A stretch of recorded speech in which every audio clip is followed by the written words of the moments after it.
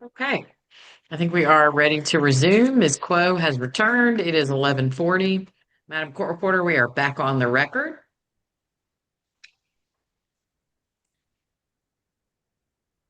Hang on. Okay, sorry about that. Go ahead, Ms. Quo. Yes, good morning, Your Honor. I just wanted to set up the record in the sense that just to remind the court that this case, the court had, uh, there was previously a out-of-time appeal in the case, but my client sought habeas relief, and following a habeas court's grant of an out-of-time appeal, we filed a timely motion for new trial on June 8th, 2023, that raised the general grounds, also raised insufficient evidence.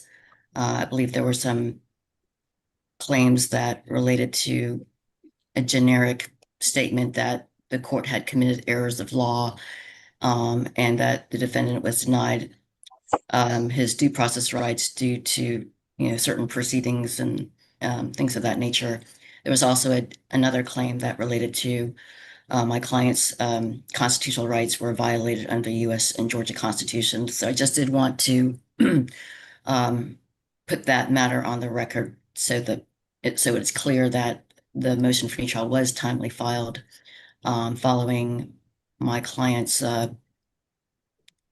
independent efforts to seek habeas relief in the case. Subsequently, I did file an amended motion for new trial on January the 11th, 2024, and then a second amended motion for new trial was filed on April 13th, 2026.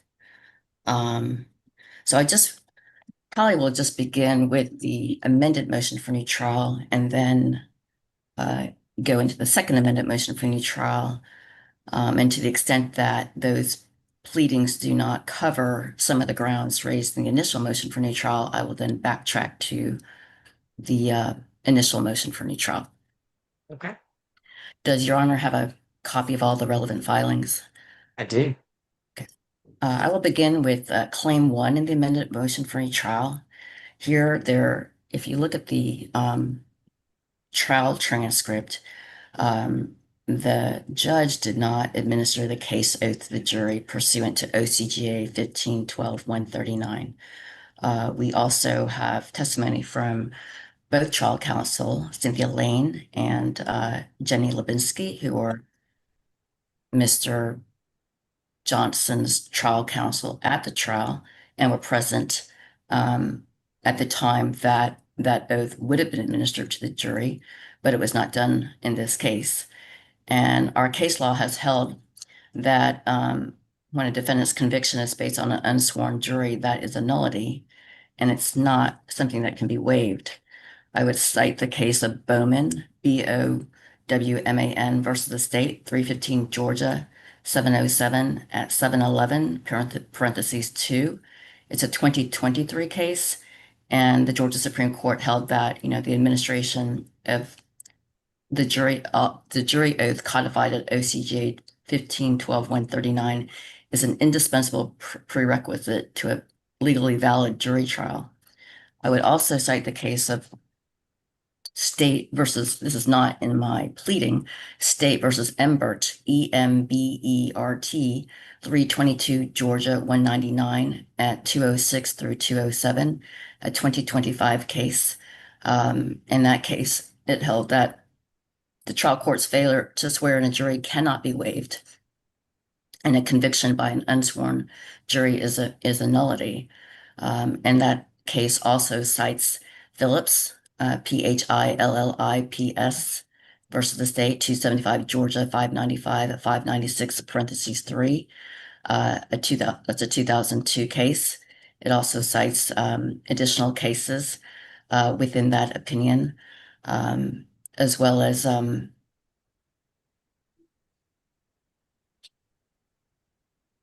I would also cite Slaughter versus the state, which is cited in my pleading. 100 Slaughter, Slaughter versus state, 100 Georgia 323 at 330, an 1897 case. and Grant versus the state, 272 Georgia, 213, a 2000 case. And in the Slaughter case, the Georgia Supreme Court held back in 1897 that a total failure to swear the jury is a matter which cannot, in any manner or under any circumstances, be waived. And as a consequence, a conviction by an unsworn jury is a mere nullity. So we believe just on that ground alone, Mr. Johnson's convictions, the judgment of his convictions and his sentence is a nullity, and his convictions should be reversed. Regarding claims 2 and 3 in the amended motion for new trial, I think I previously advised opposing counsel that I was not proceeding on these claims based on, while we had made efforts to pursue this claim and had consulted with an expert and obtained medical records. And as your honor recalls, you were kind and patient with us so that we could obtain the relevant medical records so that we could provide them to our proposed expert in the case. I became aware during my preparation for the hearing the last time it was on the calendar, I think back in the last year, or even before now, that there was a recent Georgia Supreme Court case that was issued. I don't recall the name off the top of my head, but it's basically would have diluted or deflated these claims. And sort of that case sort of changed the law that had been in place prior to at the time that I filed this pleading. And so I didn't think that it was going to be a claim that would have merit. I didn't want to, just for the record, for all transparency, I didn't want to pursue a claim when I felt like I had other stronger claims to raise. So I'm not proceeding on claim 2 and 3 in the amended motion for new trial. Thank you. Regarding claim 4, we argued that trial court erred when it denied the defendant's motion to strike the jury panel or certain jurors and a panel of new jurors where certain jurors considered extrinsic evidence in the case. The evidence showed that this was in the trial transcript that certain jurors actually have read articles on the Atlanta Journal-Constitution about this case on their cell phone, and they learned that Mr. Johnson was named as a murder suspect, and they knew the names of the women who were the victims, that they were homeless, and they died, and their bodies were found at different times in an abandoned house, among other things. And at least 5 jurors discussed this information, and they knew that the defendant had a criminal history. And one juror even looked up information on the capital punishment. And we would just rely on the arguments that were made on the record. We do, reiterate that the ruling was wrong. Regarding claim 5, that we argued the trial court erred when it denied the defendant's Jackson Denham motion and permitted the state to introduce evidence of the defendant's custodial statement with Detective Velasquez.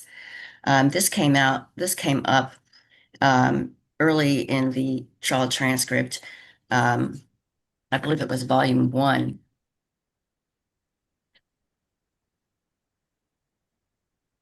And Jenny Levinsky, who was second chair or co-counsel with Cynthia Lane. Cynthia Lane was, as you recall, she was the lead trial counsel and had the case for the bulk of the time prior to trial.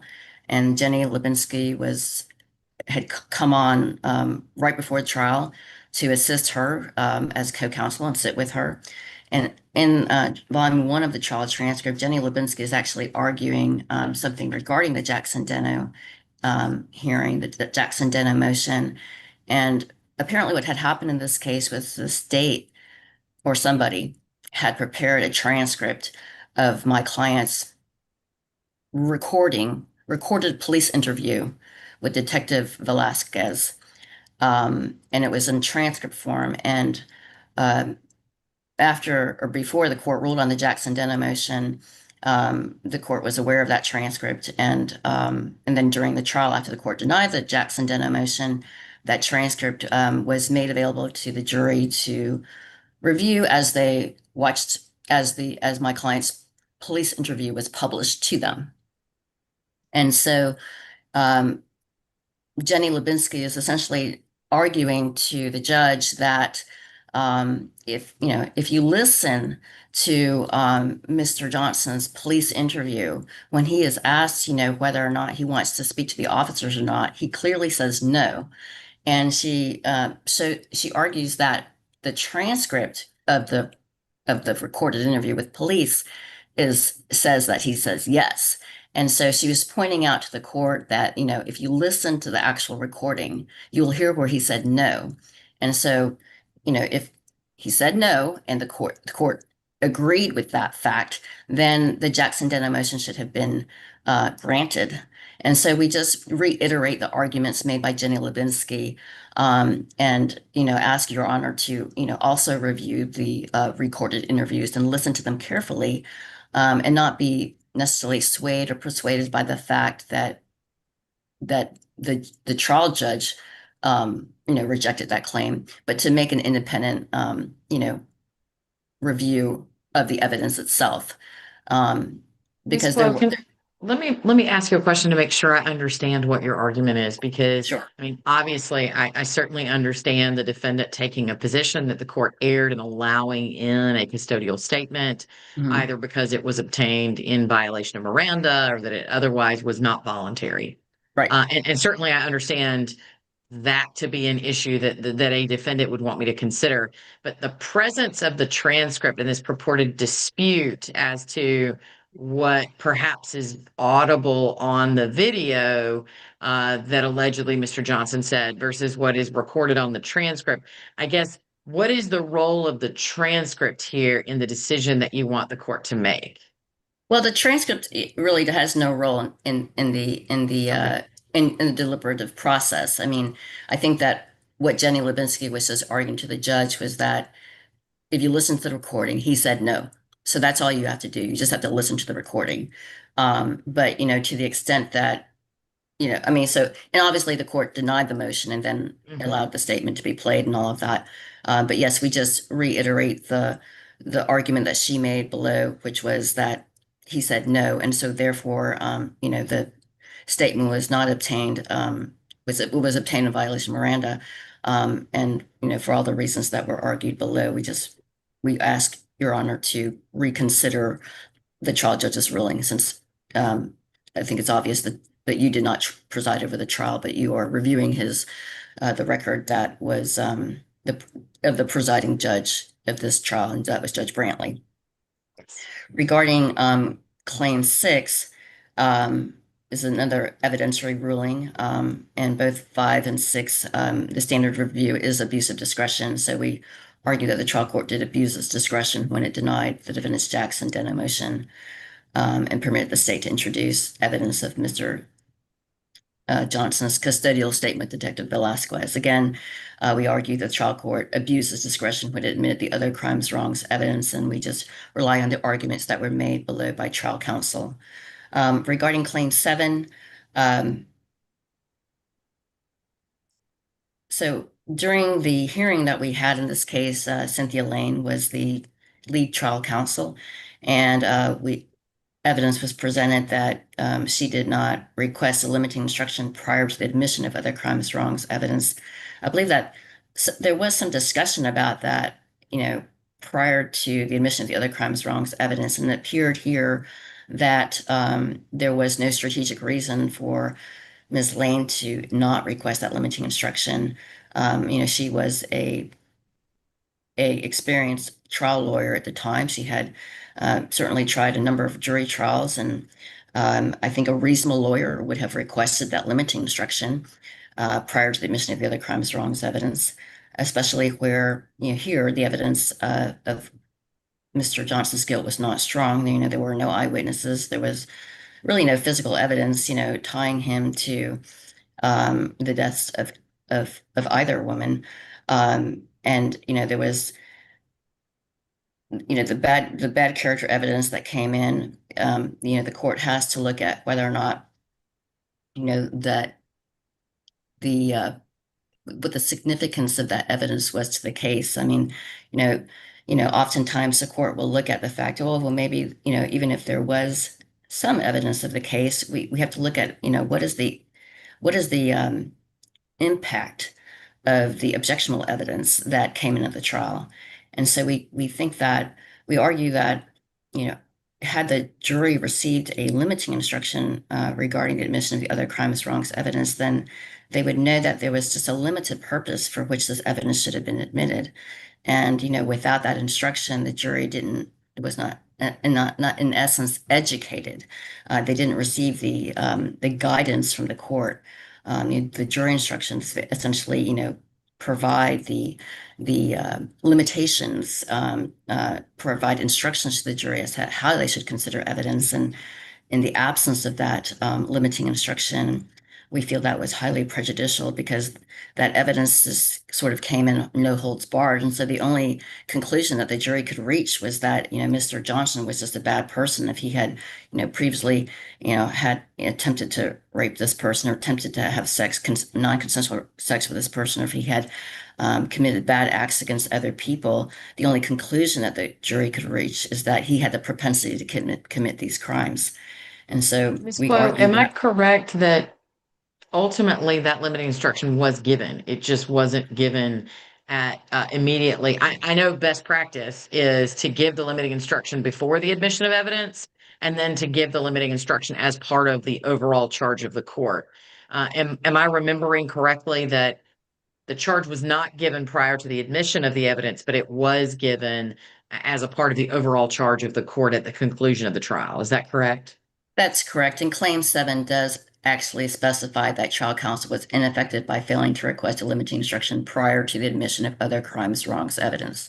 I mean, by the end of this 5, 6 day trial, the jury's not going to remember what evidence that applies to. And so that's why it's really imperative for the instruction to be given timely so the jury knows how to consider the evidence and which witnesses it applies to. So that wasn't done here. So we argue that trial counsel was ineffective by failing to request that limiting instruction prior to the admission of the other crimes, wrongs evidence. And we argue a reasonable lawyer would have done so. And given the fact that there was not overwhelming evidence of my client's guilt of the crimes of which he was convicted, we have shown there is a reasonable probability of a different trial outcome, but for trial counsel's omission. Regarding Claim 8, we had outlined that trial counsel was ineffective by failing to object to hearsay statements from Charles Freeman and Tony Adams. I believe that there was some testimony from Ms. Lane that strategically she did not object to certain statements, and so we're not necessarily going to pursue that claim. Regarding Claim 9 and 10, those are the general grounds. I will come back to those. But regarding Claim 11 and the amended motion for new trial, we argue that trial counsel was ineffective by failing to investigate the case and or present exculpatory and or impeachment evidence. And as your Honor recalls from the evidence that we presented at the hearing last week, Mr. Johnson had three trial counsel, well, at least three trial counsel, but three counsel that represented him prior to or at trial testified at the motion for new trial hearing. And the first attorney who testified was Kome, Kome Akpolo, Akpolo. And, he had significant trial experience. When he got the case, he did, as he testified, he did what he normally does in the case. And he, goes through the discovery, he reviews the discovery, he speaks with his client, he tries to identify witnesses. And the evidence that we presented at the motion for new trial hearing, we admitted evidence where he did have a conversation with Blondie Johnson, and he made note of that. And that was admitted for the fact that he prepared the note to document his contemporaneous telephone interview with Blondie Johnson. While I understand that Your Honor did not admit that exhibit to the extent that it contained hearsay, but it showed what efforts, what investigation Mr. Akpolo did in the case when he got the case and he was preparing the case for trial. We also introduced evidence of a list of witnesses that Mr. Akpolo prepared after he spoke with various witnesses in the case, and he testified that it was his routine and practice. If he's going to prepare a list of witnesses, those witnesses' names and numbers are people that he actually spoke to. And And while, we didn't necessarily introduce every piece of paper documenting his,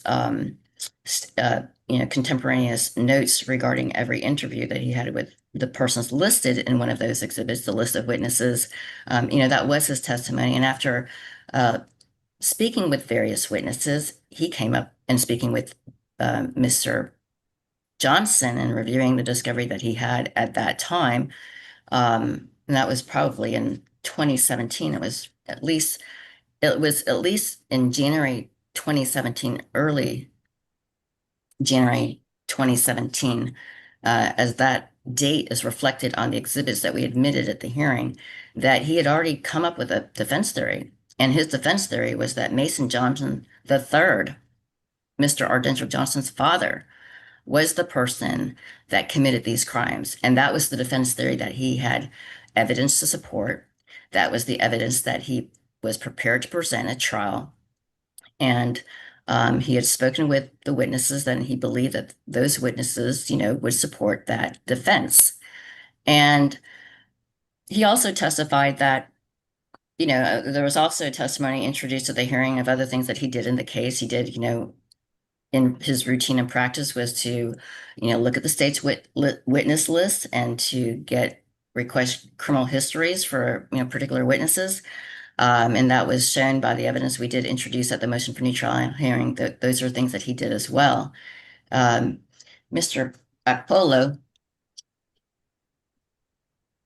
testified that there came a point in time where he learned that he was no longer going to represent Ardentro Johnson, so he had to prepare the file to be transferred to the subsequent attorney, and that subsequent attorney was Cynthia Lane. And he testified at the motion for new trial hearing that um, when he gave her the file, he actually had a conversation with her, and he shared with her what his defense theory was, and that was, Mason III Mason Johnson III, Ardentro Johnson's father, was Heather's pimp, and the dad was the person that we were going to point to. And if I was going to still be in a case, that's the defense theory that I would have presented. And he explained it to her. And so she had his file. She had his file with all his notes and all the work that he had done in the case, including the two exhibits that we had admitted at the motion for new trial hearing. Um, that being defendant's exhibit 4 and 1. Defendant's Exhibit 4 was Kome Akpolo's handwritten note of his list of witnesses. Defendant's Exhibit 1 was Kome Akpolo's handwritten note of his interview with Blondie Johnson on January the 23rd, 2017. Your Honor also had, um, uh, we also introduced Mr. Akpolo's request for criminal history dated January 25th, 2017, in which he was requesting the criminal history for Celia Bailey. And you also had Mr. Akpolo's request for criminal history, that's Defendant's Exhibit 9, dated January 9th, 2017, in which he had requested the criminal history for Mason Johnson III, which is Ardentro Johnson's father, Mason Johnson IV, who is Ardentro Johnson's brother, and Anna Height. So that was the evidence that was introduced regarding Mr. Akpolo's testimony. And so Cynthia Lane had the file, and she testified that whatever was in the file that was written, she reviewed prior to trial. And she was the primary attorney, and she was lead counsel for Mr. Johnson prior to trial.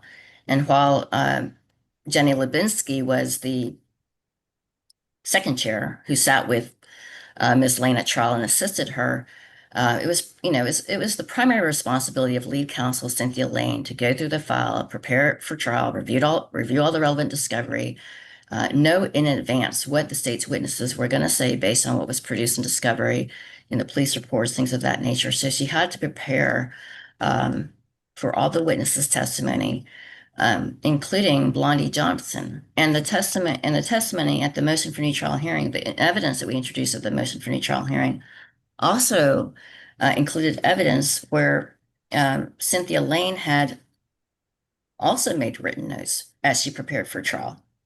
she had a conversation with Blondie Johnson. She said Blondie Johnson, for the record, or Blondie Johnson Daniels, is Ardendra Johnson's mother. And Ms. Lane testified that she spoke with Blondie Johnson numerous times prior to trial. And apparently, on one of those occasions, she had made a written note that we introduced as Defendant's Exhibit 19 at the hearing last week, in which she had a conversation with Blondie, and it was dated September 15th, 2017, and it had her number on there. And, whether she had intended to call Blondie Johnson or not, she had a conversation with Blondie about various matters regarding um, the case, the facts, things of that nature. And she also apparently had a conversation with Linda Powers and Larry Powers. Now, Linda Powers was a witness that testified at Mr. Johnson's trial. She was actually called by the defense in the defense case in chief. She was the only witness called by the defense. But we introduced Defendant's Exhibit 18, where it shows that she apparently has spoken with Linda Powers and Larry Powers, her husband, on September 14th, 2017, and it had their names and numbers on there. And, since Linda Powers was a witness that she called at trial, while I understand the court's not considering the hearsay statements in Defendant's Exhibit 18, Linda Powers was a witness that she called. And so, presumably, in order to prepare her testimony for trial, she knew what Linda Powers was going to say before she put her up on the stand. And Linda Powers testified at the trial that, she lived across the street from the 1710 Madrona Avenue house. And she would often see Nicole there going in and out. And she also testified that Nicole lived in that house with Mason Johnson III. And she testified that that house was a trap house. There was always many, many people going in and out of that house in a given day, every day. And, it was people, about 20, 25 people would be in and out of that house within the course of half a day. And so there was also testimony that we introduced at the motion for new trial hearing that from Blondie Johnson Daniels. She testified for the defense at that hearing, and she testified that she spoke to Cynthia Lane many times prior to trial, and she tried, as a mother would do, she tried to help her son by giving relevant information to his lawyer. And, Blondie Johnson testified that she told Ms. Lane that, her her son, you know, when he was booked in at the jail, he had his clothes, and because he had to take off his clothes, he had to change in the jail clothes. And he called her and told her to pick up his clothes, and she picked up his clothes. And in that bag of clothes that she was given from the jail, it had, his pants, it had his jacket, it had his long johns, his shoes, the whole 9 yards. She testified in detail about what was in that bag. And one of those clothing items was a leather jacket. And that leather jacket had a zipper on it. And that zipper was still on his leather jacket. And so, one of the defense, one of the state's arguments at trial was that, Heather was in a struggle with somebody. Heather was in a struggle with somebody because when they found her dead body, she had a zipper in her hand. And so Blondie Johnson, provided this relevant information to Cynthia Lane. Cynthia Lane didn't testify there was a strategic reason for not presenting that evidence. She recalled what the evidence was in the case. She recalled that Heather Camp was involved in a struggle with someone, and there was something significant about the fact that she still had the zipper in her hand. And so a reasonable attorney, faced with this information and knowing what the discovery said, knowing what the detectives were going to testify at trial regarding Heather and this zipper, a reasonable attorney would have presented that evidence at trial. And it's possible that Blondie Johnson, it was possible that perhaps at some point in time, Ms. Lane thought she would call Blondie Johnson as her witness. But come to find, Blondie Johnson was on the state's witness list. Blondie Johnson was a state's witness. And Ms. Lane could have when she had Blondie Johnson a cross-examination, she could have cross-examined her and said, well, did you go to the jail to pick up your son's clothes? Yes. What was in that bag? his bag of clothes. Did you look through that bag of clothes? Yes, I did. And did any of those clothing items have a zipper on it? Yes. What was that? Basically, Ms. the Quo, testimony, forgive me for interrupting you. I right, understand the point you're making. I right. mean, I will just note that zippers are pretty ubiquitous, and even just in the articles of clothing that you've named, there wouldn't just be a jacket with a zipper. There'd probably be a pair of pants with a zipper. I mean, and also my recollection is that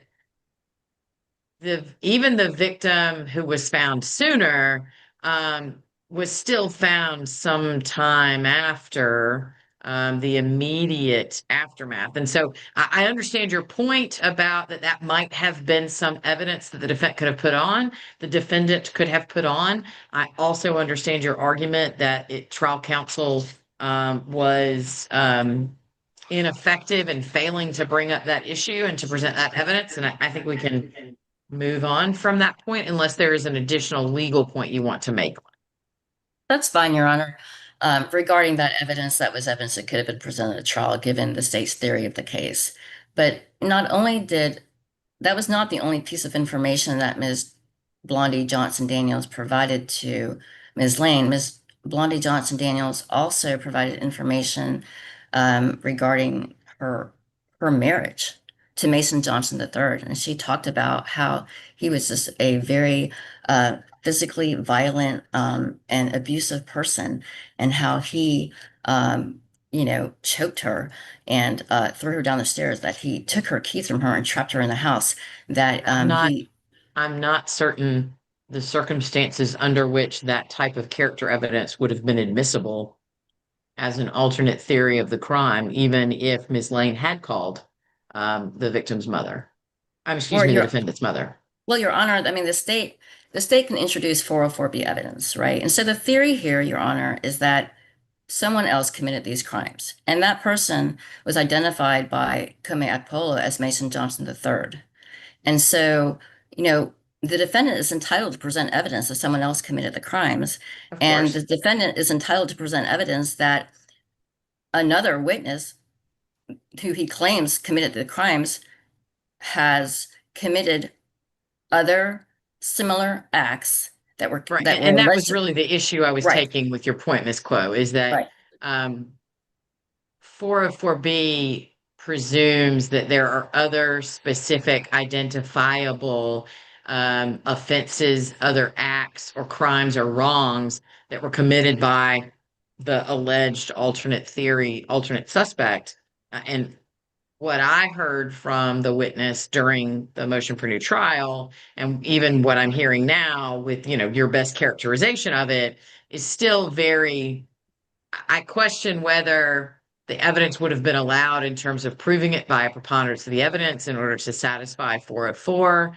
And I question whether, even if it could be proved that those circumstances occurred by a preponderance of the evidence, that those circumstances are sufficiently similar that they would have been allowed in under 404. That was the point I was making. Well, honestly, Your Honor, I mean, the state didn't even like produce the witnesses at the 404B hearing. They just proceeded by proffer. So for you to just prejudge this case and presume that the court that the judge would not have admitted this evidence, I think is just I think it's just it's unfair, because the evidence that the state introduces 404B evidence, against the defendant dealt with, an attempted rape or Well, other, so battery Ms. types Quo, things, which, Ms. Quo, a couple of right, points to make. Okay. Number right. one is that I understand part of your argument is that the trial counsel was ineffective for not attempting to offer this evidence as 404. So number one, this wasn't offered. It wasn't considered in that way. And number two, what I'm saying is, to the extent that you were attempting to make an evidentiary record on this issue by offering Ms. Johnson to testify at the motion for new trial hearing, I did hear her testimony. And what I'm telling you is that what I heard was not specific instances. And I question whether it would have satisfied the legal evidentiary standard for proof by a preponderance of the evidence that these events actually occur. Number one, but even if I give it the benefit of the doubt, I question whether those events are sufficiently similar. And so from a from a record here of what we're dealing with, I think your primary argument is that counsel was ineffective for not raising this issue. I understand that argument.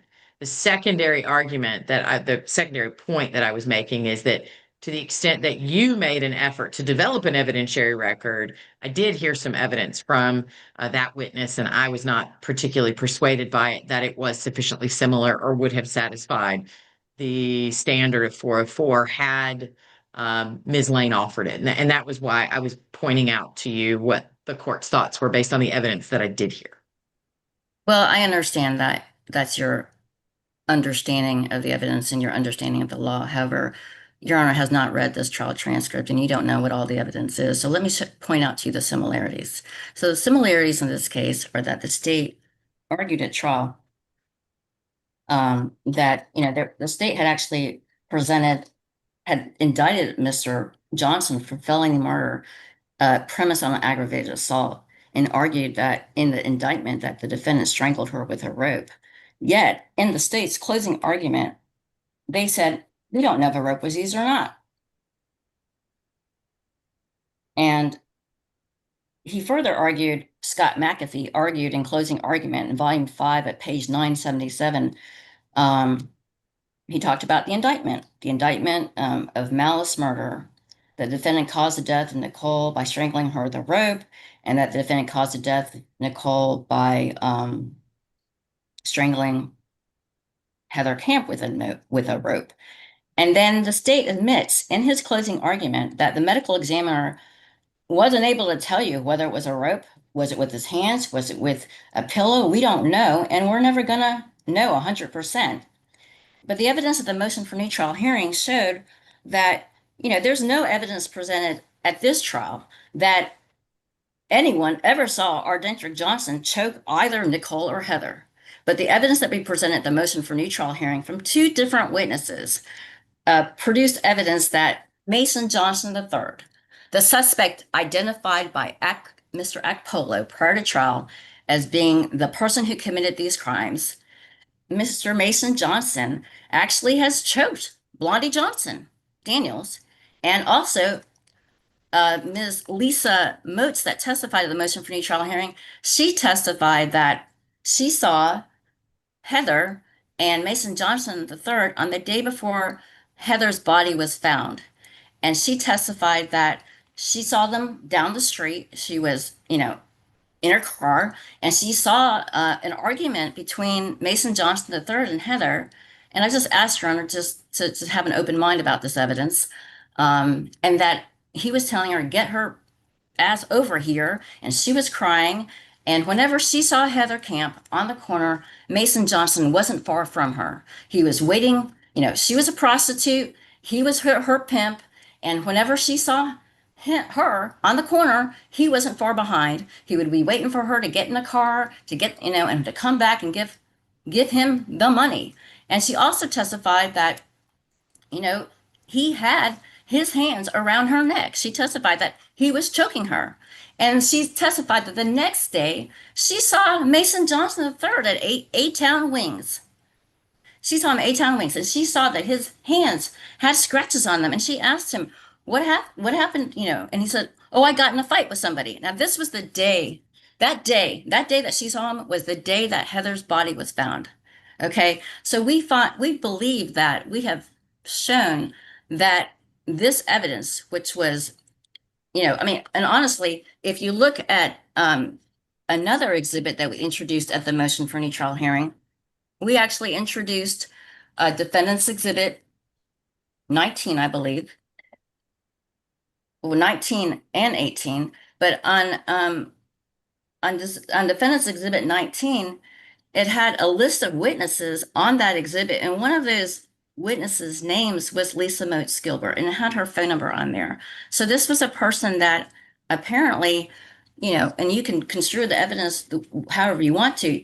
You can construe it that she actually, identified this person as a witness, whether it was from the notes that Mr. Akpolo had in the file because he had put her name on his list of witnesses, or the fact that that name was provided to her by Blondie Johnson. And so this was potentially a witness that she could have called at the trial. I mean, honestly, Mr. Akpolo, he did all the legwork for her. All she had to do was pick it up and go. I mean, he had fully intended to subpoena these witnesses and present them at trial. If he had been the trial attorney, all she had to do was subpoena those witnesses, talk to them, and get them to come to court and produce their testimony like we did at the motion for new trial hearing last week. So honestly, Your Honor, I think that, when you think about, I mean, Your Honor may not think about it in the sense that I think about it because I'm a defense lawyer, but I mean, this is basically like reverse 404B evidence. If you want to show that someone else, potentially could have committed these crimes, and you have evidence of similar acts to what is going on in this case, then you can introduce that for a proper purpose to show So, that that Ms. person. Quo, I completely agree with you that this is reverse 404B. I think that the two witnesses you've referenced are different in the sense that Ms. Moats the argument would be that that was that was intrinsic evidence to the theory of the crime where Mason Johnson is the offender. My commentary to you, Ms. Quo, and I will consider that evidence. My commentary to you was about the 404B extrinsic evidence standard for testimony by Blondie Johnson about prior difficulties she had with Mason Johnson. That was what I was commenting on. Two different things. And I completely understand your argument and I understand your framing of it. I agree with you. It's 404B evidence. And the question is whether it's intrinsic, extrinsic, and ultimately the primary issue for you is that there was this evidence that was available and whether or not Miss Lane was ineffective in failing to assert it and to fully develop the record of Mason Johnson as the alternate suspect. I absolutely understand your argument, Ms. Quad. Okay.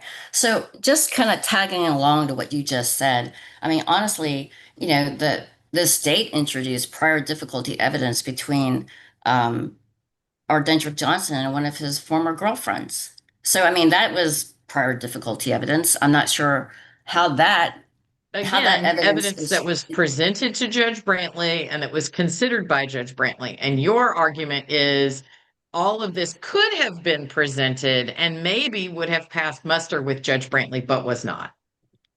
Well, Your Honor, it's correct. We are presenting this as an ineffective assistance of counsel claim. This is the only time that Mr. Johnson has the ability to raise ineffective assistance of counsel.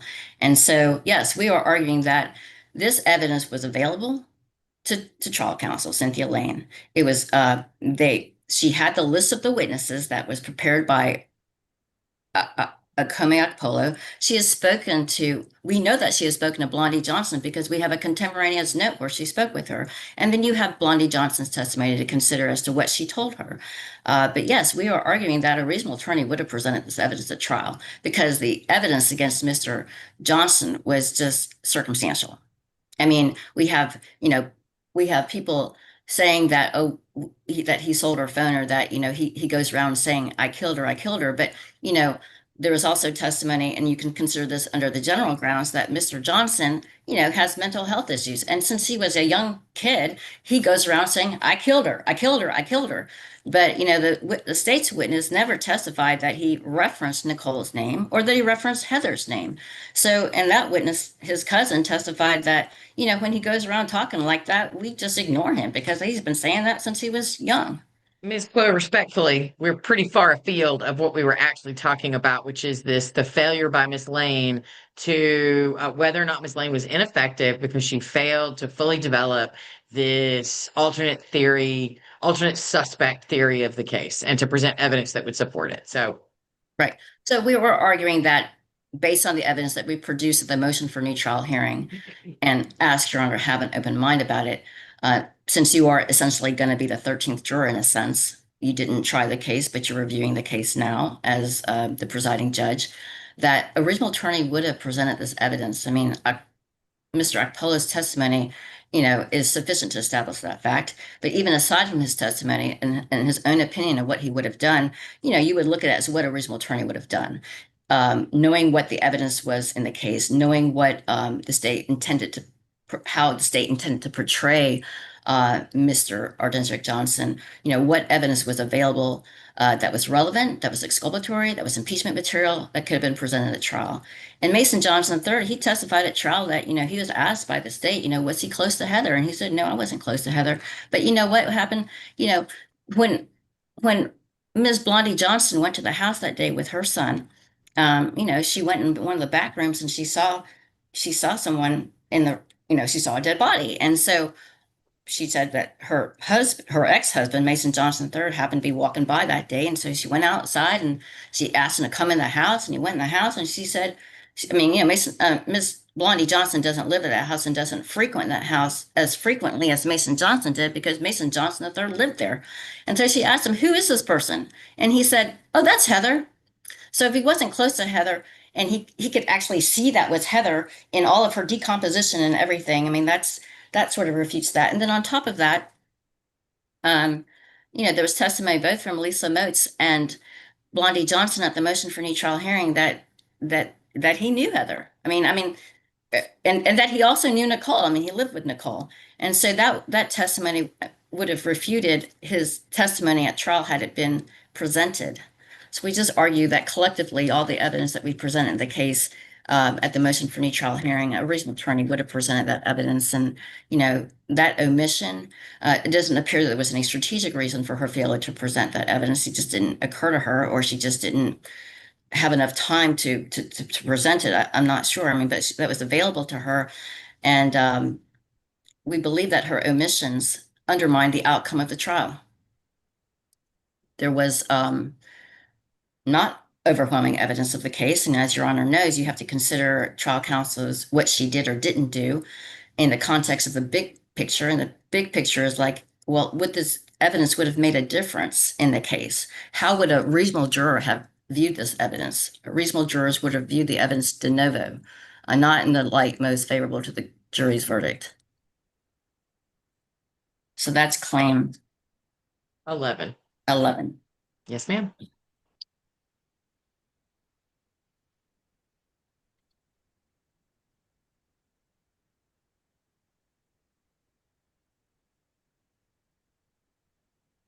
Going to the second amended motion for new trial. Mhm. We argue that trial counsel was ineffective by failing to challenge the constitutionality of OCJ 24-412 per se, and as applied to the case. The 2000 version of the statute, which was in effect at the time of the trial, it did not track Federal Rule 412 that was in effect at the time of trial. Regarding Claim 13, there was a little bit more argument presented regarding this claim at the motion for new trial hearing. One of the primary arguments that was made by the state in this case, at the very outset of the trial, was that, you know, they had filed a motion to eliminate and cited the rape shield statute. And they argued that, the defense should not be allowed to get into evidence about, the promiscuity or the prostitution, the fact that Heather Camp and Nicole Sartell were prostitutes. I think that if you look at the court's ruling, it's wrong. It's wrong because OCJ 24-412, the 2000 version of the rape shield statute, it doesn't even apply in this case.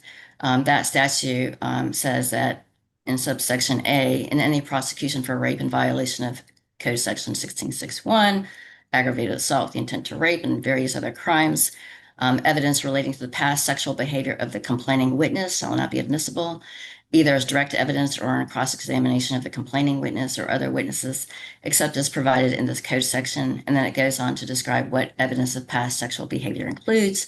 It says it's not limited to evidence of the complaining witness's marital history, mode of dress, general reputation for promiscuity, non-chastity, or sexual mores contrary to community standards. And obviously here we have two women that are dead, and so they are not complaining witnesses. They are not witnesses. And so the trial court's ruling on that regard to prevent the defendant from presenting any evidence that Nicole and Heather were prostitutes was just, wrong as a matter of law. I mean, apparently the The court didn't read the statute. State Scott McAfee was arguing this, didn't read the statute. And so this ruling was just wrong. And it's not only is it wrong, it's just like it's an abuse of discretion, it's erroneous as a matter of law. And on top of that, it essentially, and this is the argument that trial counsel made at trial, it prevented the defendant from, presenting his defense. He has the constitutional right to present a defense. And, Ms. Lane argued and Ms.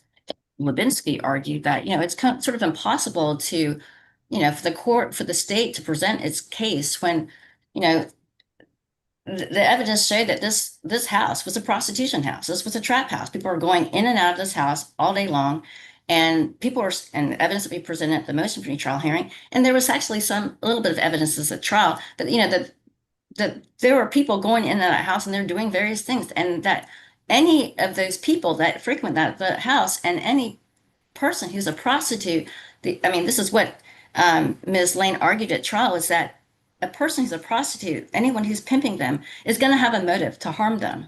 And this was evidence that they were not allowed to present. And Scott McAfee argued strenuously against this. We just argue that that ruling was wrong. And it denied the defendant the constant right to present a defense, to present the type of evidence that we presented at the motion for trial hearing.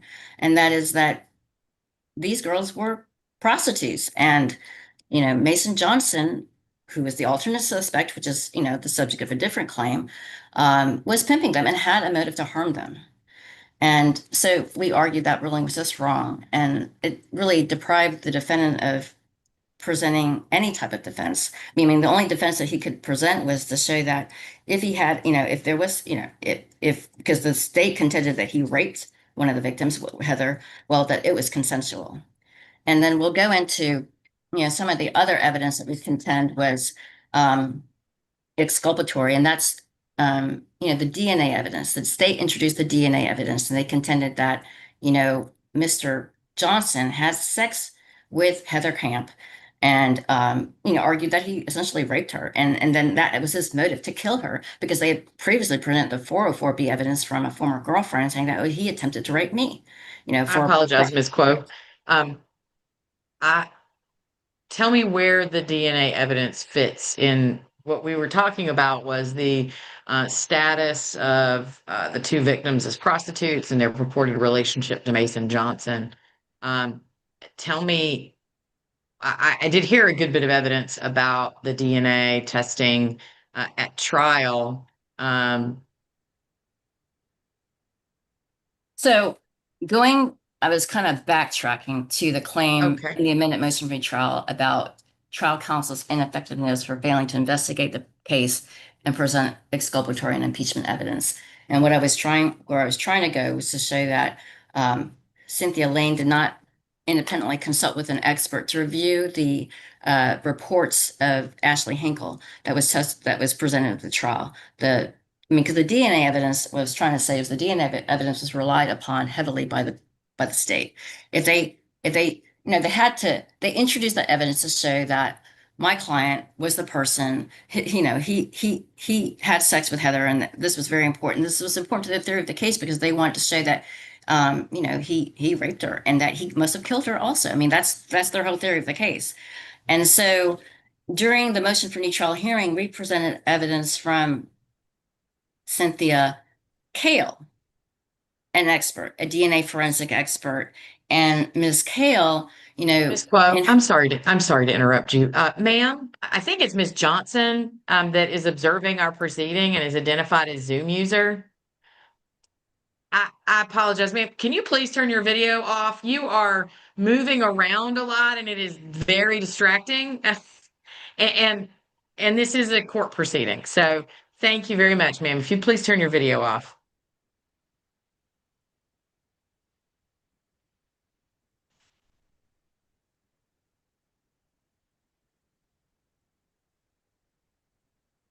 Ma'am, can you please turn your video off so I just see a black screen? Please. Thank you.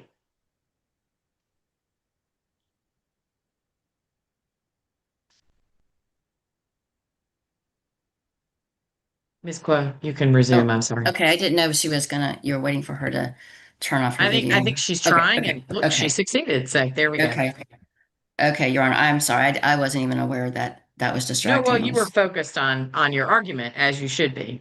Um, please So, go ahead. I apologize for the interruption. no worries. So regarding Cynthia Cale's testimony that we presented last week, she had uh, basically reviewed Ashley Hinkle's testimony at trial as well as the crime lab reports that served as the basis for her trial testimony. And Ms. Kale, pointed out many deficiencies with Ashley Hinkle's testimony. Like there was inappropriate testing regarding, the presence of sperm, and she talked about unscientific inferences that she was making, and her use of the term match. And there are various other deficiencies in her testimony that she testified about. And so we believe that, honestly, when the state presents an expert, I mean, they present an expert for a reason, and it strengthens their case. And a jury, especially in a case like this, where there was really no witnesses that testified that they saw Mr. Johnson anywhere near Heather Camp or Nicole Tartell. There was no person that said, "Oh, um, I saw him with her and he was assaulting her," or something like that. I mean, and to the sense that there was a sexual assault, I mean, that because that's essentially all the terminology in the case, the sexual assault kid. I mean, the testimony, the evidence that's presented at trial seems to imply that there was something of a criminal nature there, and that was the motive for, his killing Heather Camp with malice aforethought. So we believe that given that testimony and the fact that the conclusions that were reached by Ashley Hinkle, both in her trial testimony, which is based on her crime lab reports, we believe that a reasonable attorney would have had an expert review the reports and review it to determine whether or not the information and the conclusions that were reached by Ashley Hinkle would with are subject to scrutiny or not. And we believe the evidence that we presented at the motion for new trial hearing established that. And it would have, had that evidence have been presented at the trial, it would have given the jury something else to consider, right? Because here we only had one lay witness the defense presented, Linda Powers, who basically was trying to be Mr. Johnson's alibi witness. He said, he was with me, he did this, he did this. And then he talked about what a good person Mr. Johnson is and things of that nature. So, but we believe that, to the extent that the state relied on this type of evidence to show that there was some sort of sexual assault of Heather Camp, and that was the reason um, for him to have killed her, we believe that had an expert like Cynthia Cale testified at the trial, had Cynthia Lane consulted with an expert, a DNA forensic expert, it would provided like dueling expert testimony that was available to the jury to consider a conflict in the evidence regarding the the scientific conclusions reached by Ashley Hinkle. And we believe that given the fact that the evidence against Mr. Johnson was not strong, Am I, there were. Ms. Quo, help me understand. The reason I asked about the DNA is, and I recall the expert's testimony at the motion for new trial hearing. I understand you take issue with some of the characterization that the state's GBI witness made of the DNA testimony, like how she described it. But Mr. Johnson's not actually challenging the DNA evidence, right? I mean, the DNA evidence was the DNA evidence, and it did in fact demonstrate, I think, that that Mr. Ardentrych Johnson's DNA was present in and on the victims. Is that not, I mean, that is not, that's something as a baseline that we agree on, correct? It's just that Mr. Johnson challenges the way the witness spoke about the DNA finding and what it was significant of or for. Is I that mean, right? Ms. Hinkle also testified that, I mean, she said that it was a sexual assault and things of that nature. And then there were other things in her testimony. I mean, honestly, when you look at a witness and it's like if you cross-examine a witness, then you can bring out certain things. But if you don't cross-examine a witness, then you can't bring out anything. So if you have an expert that's, basically challenging the conclusions of another expert, that's something for the jury to consider. And that we're just arguing that this is something the jury could have considered. That's all. Okay. Regarding Claim 14 and the Second Amendment motion for new trial, we argue that the court abuses discretion when it sustained the state's relevance objection to Mr. Johnson's question to Anna Height. How many people did you tell the detective might have killed Nicole? And that's a volume 4, page 783 through 784. I mean, this sort of goes to the defendant's right to present a complete defense. I mean, his defense was that someone else, that I mean, his defense was he didn't do it. So if he didn't do it, someone else must have done it. Um, and given, I mean, when you kind of have to look at this question, this ruling, it goes back to the court's ruling on the rape shield, right? Because the court is wrong on the rape shield, then the court is wrong here. I mean, this stems from the bad rape shield ruling the court made. I mean, if the defendant can't say that, other people who were other people that were in and out of the house could have killed her because, they were prostitutes, then I mean, it goes back to the not being able to show that these were prostitutes. And so this question was relevant. This is relevant to Mr. Johnson's defense that he didn't commit this crime. Someone else could have committed these crimes, not him. Um, and you have to look at, the defendants, I think the U.S. Supreme Court has even said that, the defendant's right to present a defense and offer exculpatory evidence, it yields only to a state's valid interest in excluding unreliable, irrelevant, and privileged evidence, but that otherwise, there's a clearly established constitutional right of a defendant to present a complete defense. And so, in most instances, the bar for what constitutes relevant evidence is really low. I mean, so, it's whether or not the evidence has a tendency to establish or not establish a fact. And the fact that he's not guilty, the fact that someone else committed the offense is a relevant fact. So we just argue that was an abuse of discretion. Mr. Johnson's defense was completely hamstrung by the rape shield ruling. And the way that the appellate courts or the way that Your Honor could look at these claims, these evidentiary ruling claims, looking to see if it was an abuse of discretion. Not only is there an abuse of discretion, but you would look at whether or not it's highly probable that the exclusion of this evidence contributed to the jury's verdict. That is the standard of review for non-constitutional claims that relate to evidentiary rulings. Is the highly probable test, whether or not the state can prove that it's highly probable that the exclusion of this evidence did not contribute to the verdict.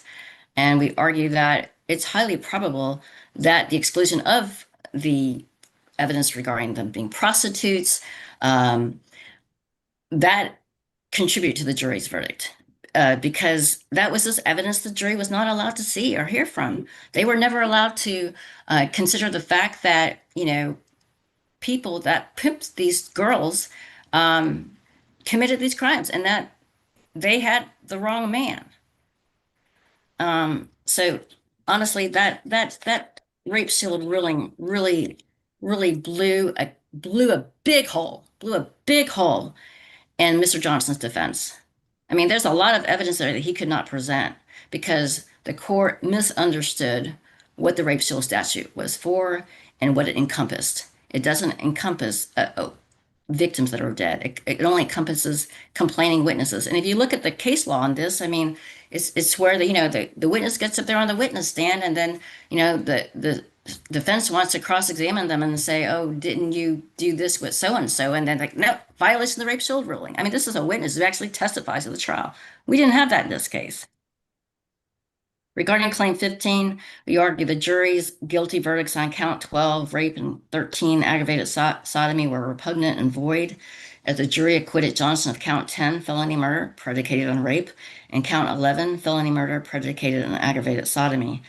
We cite McElrath, M little c, big E, L, RATH versus State, 308 Georgia 104, 111, 2C, a 2020 case that holds that when a jury makes affirmative findings as shown on the record that cannot logically or legally exist at the same time, such verdicts are repugnant and must be vacated. We argue that those guilty verdicts should be vacated. But, most importantly, at the very beginning of the argument, we argue that the jury wasn't sworn. So based on that claim alone, Your Honor, these convictions, the judgment, the conviction, it should be declared a nullity and just reversed altogether. I just wanted to Understood. touch on the general grounds. Hmm. Um, as Your Honor, as we argue that Your Honor we asked Your Honor to serve as the 13th juror. I mean, obviously, you weren't present at the trial, but you can review the trial transcript and um, you can consider the testimony of the witnesses and you can consider the evidence that was admitted at trial. And, one of the major things that was argued by Ms. Lane during closing and during her argument on the motion for directed verdict is that, there was the testimony from a state's witness, Victoria Perry, at trial, where, she testified at trial that my client admitted that he killed someone. But on cross-examination, she admitted she didn't tell Detective DeMeester that. And Detective DeMeester testified that, at least that Victoria Perry never made that statement to him. And so we asked Your Honor to consider the fact that, a detective who interviewed her, way before Perry testified at this trial, that the first statement made by Victoria Perry is likely to be the truth because, that's when everything is fresh on your mind. This is fresh after the incident. This is not like, you know, years later at a trial where she's trying to just come up with her testimony. But that the statement that she made to Detective DeMeester did not include a statement that my client admitted to killing someone.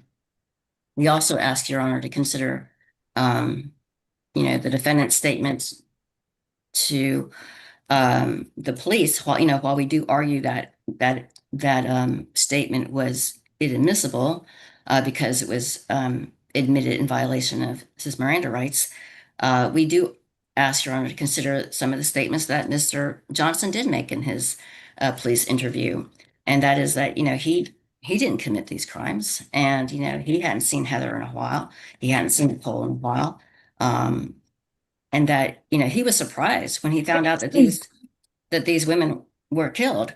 And he he he denied that he had any involvement in these crimes. And we'd also ask Your Honor to consider the fact that Mr. Johnson, he didn't testify at this trial. He exercised his constitutional right. He didn't have to testify. But considering the fact that he didn't testify, and considering the only evidence that you have regarding the incident came in, that came from him, came in through the police interview that the state introduced at trial. We asked Your Honor to consider that you can't infer that, his statement of denying the crimes, his statement of innocence in this case, you cannot infer that the truth is the opposite of his statements to the police because he didn't get up on the witness stand and testify as a witness.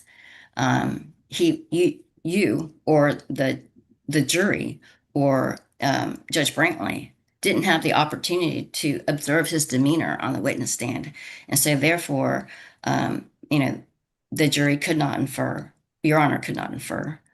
Um, Judge Brantley could not infer that the truth was the opposite of what he told the police.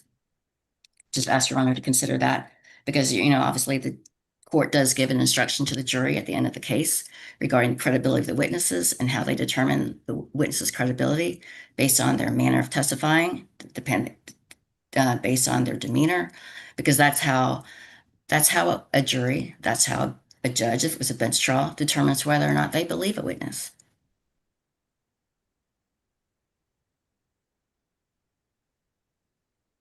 We'd also ask Your Honor to consider the fact that the state in this case had no idea how these women were strangled.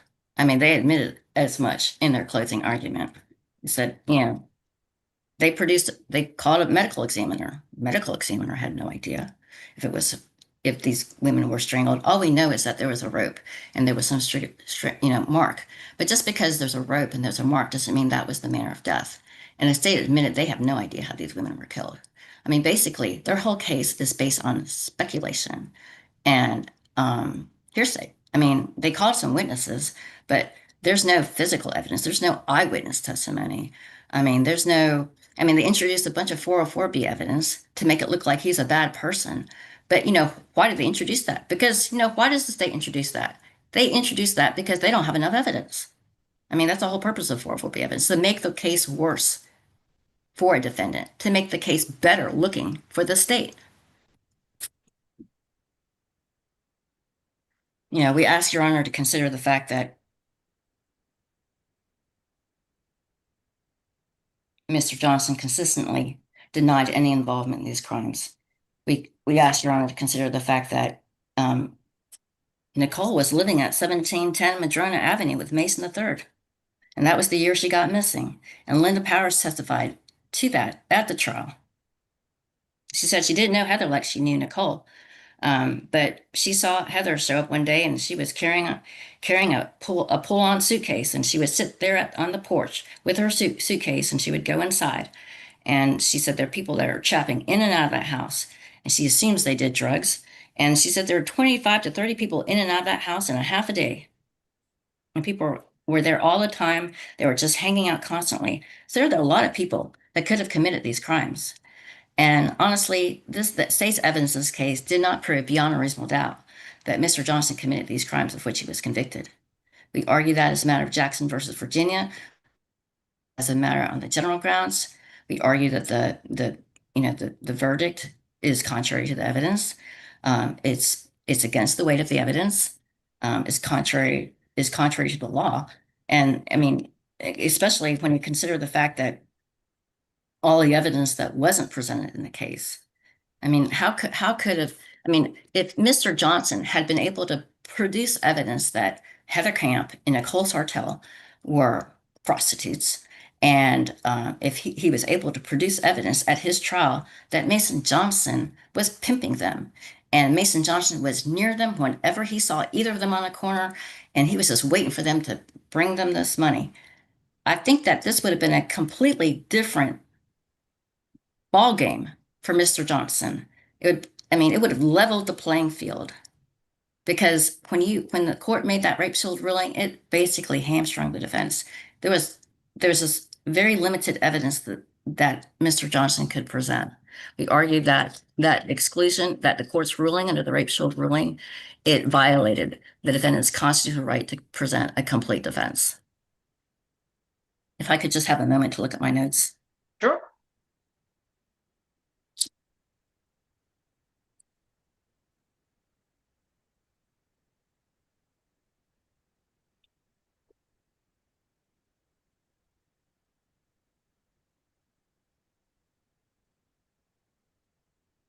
And while I understand your your leaning on the claim regarding IAC and our presentation of proposed 404B evidence that could have been presented, um, at the trial, subject to a ruling by the court. We do argue that evidence that Mason III was a physically abusive man who not only abused his wife, but was choking Heather. I mean, is evidence that supports the defendant's defense, his sole defense, that he did not commit these crimes and that his father did. And there was evidence that was presented at the trial about the writing on the wall. Like there was some writing on the wall in one of the rooms where the victim's body was found, like something, bitch, and something like that. And I think that Mr. Johnson, in his interview to the police, said that that wasn't his handwriting. And there was testimony, I believe, at the trial where Blondie Johnson, who lived with and was married to Mason Johnson, said that that was her husband's handwriting, not Ardendrick Johnson's handwriting, and it wasn't Ardendrick Johnson's handwriting. So, I'm not completely clear if that evidence came in at trial, but I do remember there being some testimony about that in the transcript. But at the end of the day, uh, the state argued during the trial that the state's evidence screams malice murder, but honestly, it didn't scream malice murder by Ardendrick Johnson. If anything, the evidence that could have been presented at the trial screams malice murder by Mason III.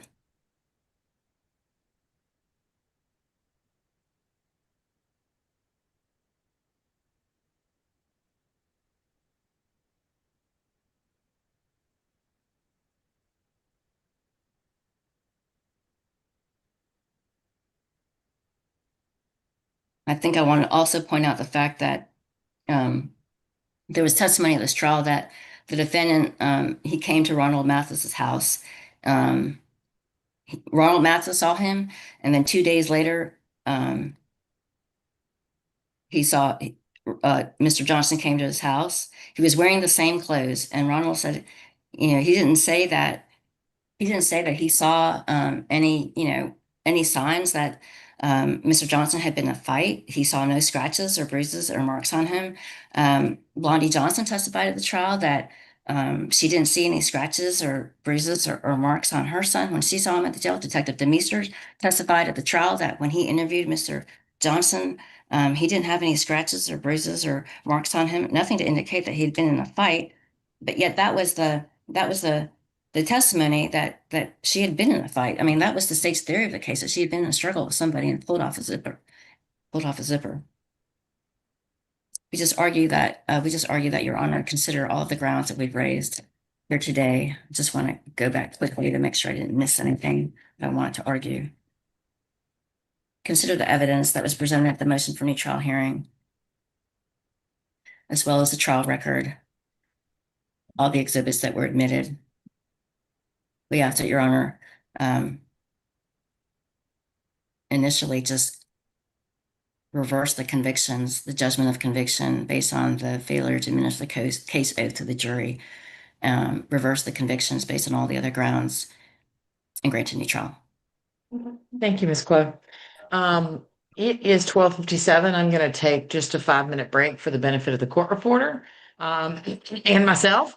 And we will resume, in just about 5 minutes, say 1:03, 1:05, somewhere in that range, as close as we can to 1:03. But we will go off record now and take a quick break, and we'll be right back. Thank you.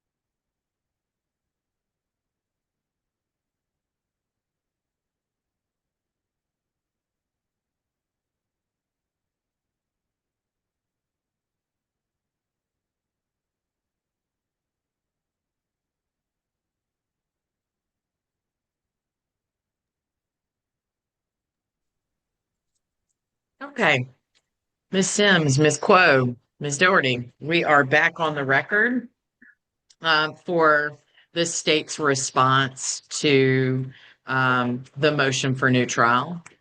Please go ahead when you're ready, Ms. Doherty. Thank you, Your Honor. And as the court's aware, the state did file two lengthy written responses to the claims raised in the motion for new trial and the two amended motions for new trial. For some part, the state will rely on the arguments made in those filings, Mhm. with the exception of some of the observations and responses, which will just be supplemental. Well, let me About well let me save you a little bit of trouble, just in the interest of full disclosure to the parties.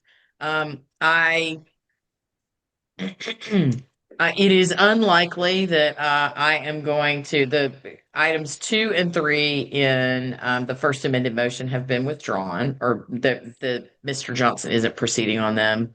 I am not going to reverse or grant a new trial based on jurors, the item that was asserted in number 4. Um, I am going to look a little more closely at the statement that the defendant gave, asked based on the motion in item 5.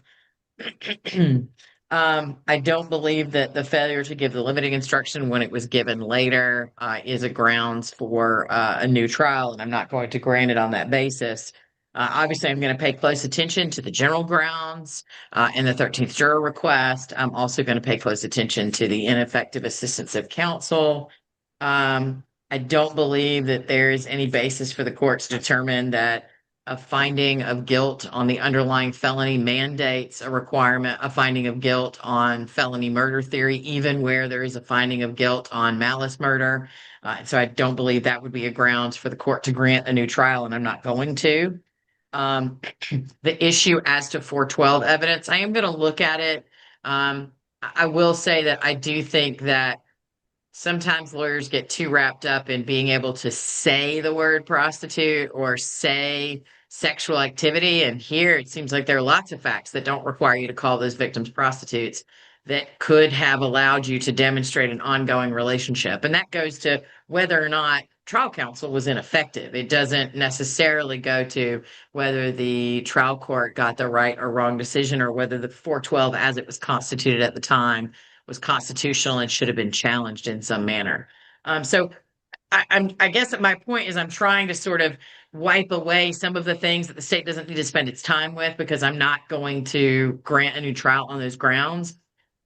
I am very interested in the issue of the oath, because, of course, it does seem like the most obvious one if it is, in fact, dispositive of the outcome here.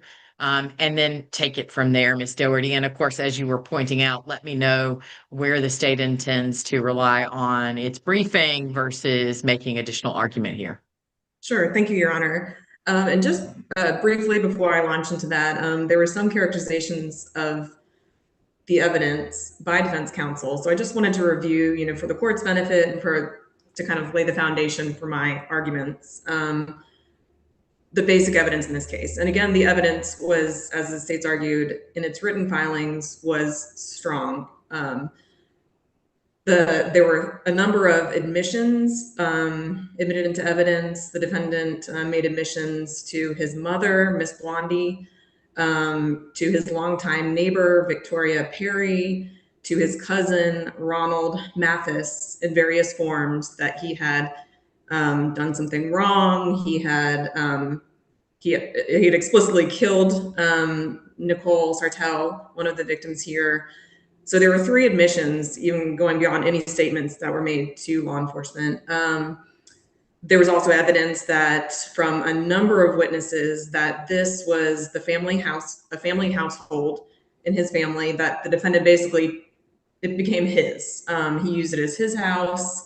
The room where the bodies were found was his bedroom, and that after the murders in this case, the defendant kept everybody out. He barricaded his bedroom and the closet where Miss Sartell's body was found with different items. He would get angry with people if they tried to go back there, wouldn't let them back there.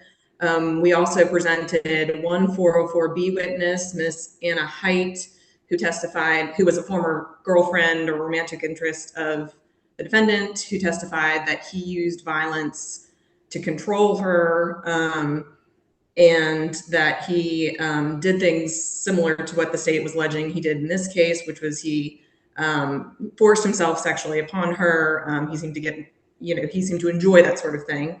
As to Miss Nicole Sartell, there was testimony from her attorney that she was expected to receive a cash settlement for some unrelated incident she was involved in, basically right when this happened. There is testimony from a number of witnesses that heard and saw the defendant in this case threatening Miss Sartell, give me my money or else I'm going to kill you. And then he beat her. Different witnesses actually saw that, and they also saw the bruises that resulted from that. And that was right around the time that she was murdered in this case. Again, there was also the admissions that the defendant made to his neighbor and to his cousin that he had, in fact, killed Miss Sartell because she didn't give him his money. There was, Ms. Quo mentioned that there was no evidence of strangulation in this case, which is very clearly untrue. The medical examiner testified that there were ligatures around Miss Sartell's neck. And as it relates to Miss Camp, the explicit cause of death was strangulation. We also had testimony from Tanya Vines, who personally saw the defendant screaming in the past, essentially as to prior difficulties between the defendant and Nicole Sartell. He was screaming at her. She was clearly scared. As to Miss Camp, there was evidence that there was that the father of Miss Camp's child was going to pick her up on the day she was murdered. He'd been calling her and texting with her throughout the day. The last call he received from her was around 6:30 that night, where she said, "Actually, can you come pick me up at the Madrona Street address, the defendant's address?" And then she hung up, and that was the last time he heard from her. He called her back about 25 times, didn't hear from her. We also had evidence that there was a broken nail, her broken nail, fingernail, at the scene. The medical examiner testified there was duct tape all around her head, covering her mouth. There were contusions consistent with blunt force trauma. We've talked a lot about the DNA evidence that was found inside her body that very clearly belonged to the defendant. We have testimony from a number of witnesses that after the murder, the defendant looked bug-eyed and high, and that he tried to sell Heather Camp's phone to his cousin, the defendant's cousin, first, who didn't want to buy it. And then he gave that Heather Camp's phone to Antonio Stevens, who eventually gave that phone over to law enforcement. So the evidence was strong in this case as to the defendant's guilt. Going specifically to the claims I'd like to address here. First, just very briefly, there was a claim about the Jackson-Deno ruling in this case, and I don't think this was mentioned by Ms. Quo, but actually the trial court specifically found, the trial court listened to the recordings firsthand and made findings on the record that the defendant did not say no. There was no ambiguity. And the findings of the trial court are basically accepted, absent some sort of indication of clear error, which there isn't here. So that was a finding of fact that the court made on the record at trial volume 4, page 726. Moving on to the claim about the swearing in of the jury, as the state noted in its response to the Second Amendment motion for new trial. And this is a quote from Hill, which is cited in the state's brief, which is I believe it's 2012 Supreme Court case. The Georgia courts have consistently held that the mere failure of the record to reflect whether the jury was sworn does not constitute reversible error. The reason for that, at least in part, is that the trial court is presumed to follow the law, and the trial judge is presumed to discharge all his or her duties, including the swearing in of the jury. In order to overcome this presumption, the defendant must prove with affirmative evidence that the jury was not sworn, and where he or she does not, the verdicts remain intact and are not reversible. An example of this, and I would like to point out that the cases that the defense has cited actually do not support the defense's proposition. Bowman did not concern, the court didn't evaluate whether or not the jury was sworn. That was kind of a given in that case, that it was not sworn. And the issue there was whether it was a speedy trial issue. Basically, if being tried by an unsworn jury that everybody agreed was unsworn, if that was a trial for speedy trial purposes. So that doesn't apply here. I've read the case, so I'm familiar with it. And then most of the progeny discussing it is about whether, if there was one juror or that wasn't qualified, how that fits into that vernacular, into that framework. And then there's, whether or not it qualified as a trial for speedy purposes. I mean, I understand that. I think the issue is, I'm not exactly sure what the evidence is. I believe that Ms. Quo has, in good faith, tried to offer some evidence, not just that the record doesn't reflect a swearing, but that in fact the jury was not sworn. Okay, and Your Honor, that's where I was headed now. I also quickly wanted to address, I know Ms. Quo brought up for the first time here the Embert case. That also does not support her position, because actually it held the opposite, that that was not proven there. So going to the court's question and concern, I was going to offer Hill as an example of where basically the defendant tried to put on that evidence, tried to put on affirmative evidence, but the trial court and the Supreme Court said that's not enough. And in that case, there was no, the record didn't reflect that there was any oath given. There was nothing in the transcript. And among other things, the defense called the court reporter who transcribed the trial, his trial, who testified at the motion for new trial hearing in no uncertain terms that the jury was not sworn. She said wasn't sworn. However, the motion for new trial court ended up discrediting that testimony and saying that neither side asked to have voir dire, jury selection, taken down. So it was unlikely that the court reporter was there at the time the oath could or would have been given. Well, yes, but I mean, I know Mr. Johnson was tried some time ago, but it is a consistent thorn in my side for efficiency reasons that we do, in fact, in Fulton County, take down all voir dire all the time. Yes, even though there's not actually a statute that requires it.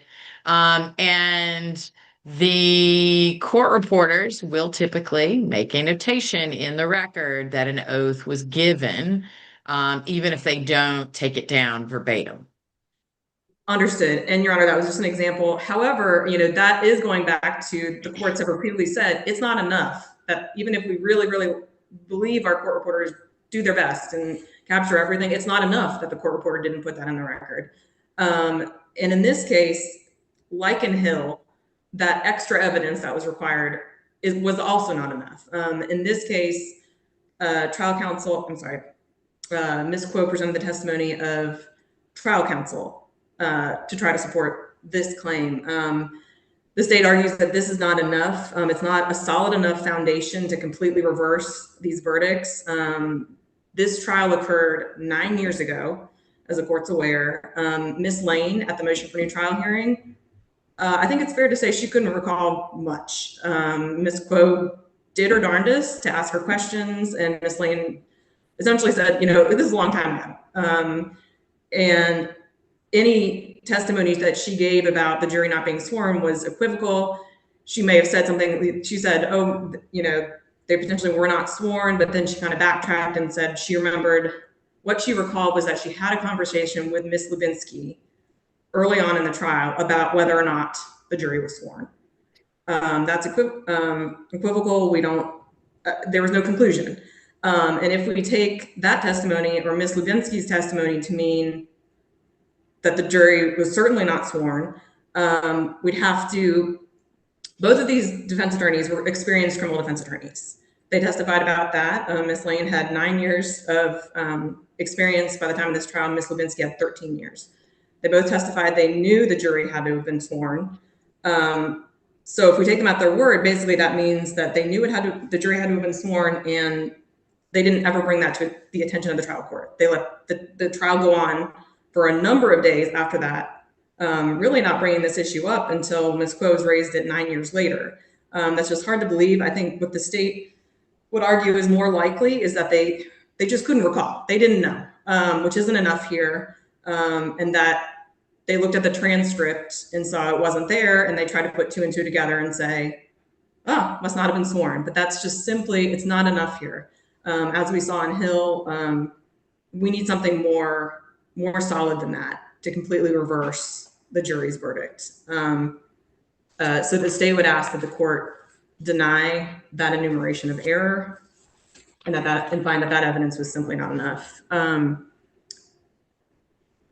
Okay, and as to there was an ineffectiveness claims. The second one concerning Tanya Vine's limiting instruction, the court has said that it's not inclined to grant on that basis, and I believe Ms. Quo also said that she is not proceeding on that claim based on testimony.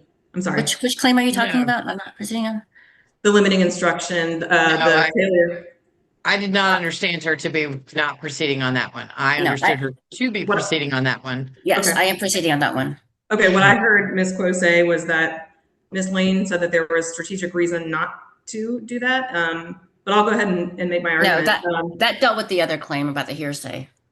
Well, so that was if you're talking about the limiting instruction, item 7 from the first amended motion for new trial, Ms. Doherty, that's one that I had said I don't believe I need to hear argument from the state. I mean, my understanding is that while it is best practice, certainly, to give the limiting instruction before the admission of evidence, there is ample case law that demonstrates that the jury, as long as they are correctly charged, and I believe they were in this case about the use of that evidence during the final charge, that there would not be a basis to grant a new trial simply for not giving it immediately prior to the admission of that testimony.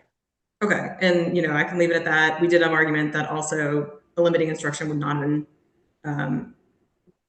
required because this evidence here, the evidence at issue here was not 404B evidence, but we can move on given the court's what the court just said about that claim. Moving on to the claim that trial counsel was ineffective for not objecting to Charles Freeman's testimony as hearsay. Maybe this is my notes say that Ms. Quo is not proceeding on this claim. Is that correct, Ms. Quo? Yes, not pursuing the hearsay statement claim in item 8 of the first amended motion for new trial. That's correct, right, Ms. Quo? Okay. I can't remember exactly what I said, but I think I said that Ms. Lane said there was a strategic reason that she did not object. Right. To and that. Therefore, you were not pursuing that. So. Okay. We do have argument on that, but I'll move on. Moving on to the claim, essentially that trial counsel was ineffective for not investigating or presenting impeachment or exculpatory evidence. This is kind of like a claim that was not particularized in the defense's amendments and is kind of a moving target here, but I'll try to do my best. First, the defendant has not shown that trial counsel was deficient in this regard. Decisions about what evidence to present, what witnesses to call, those are considered matters of trial strategy and entitled to a strong presumption of reasonableness. So unless the defendant can show that whatever the trial counsel did or didn't do in this regard was so patently unreasonable that no competent attorney would have done it, he or she cannot overcome this presumption. The defendant has not overcome that presumption here. First, he hasn't shown that Ms. Lane or even Ms. Lubinsky should have known any of the information that's kind of been brought to light here.